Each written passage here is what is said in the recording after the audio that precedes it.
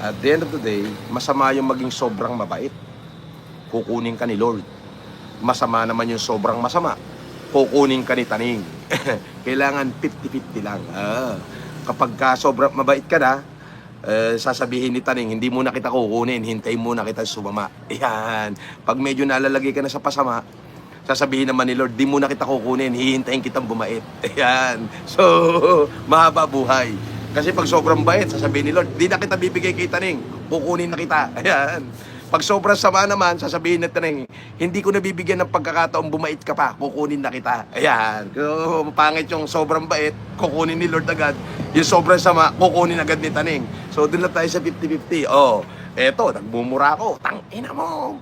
Babaeng walang diskrasyadang nabuntis at nung nabuntis kay pinasalo mo sa bonjing. Yan. Masama. Sabay, mahalin naman natin yung kapwa natin na mahirap, na talagang kailangan ng tulong natin. No? So, may masama, may mabuti, o equal, hahaba buhay.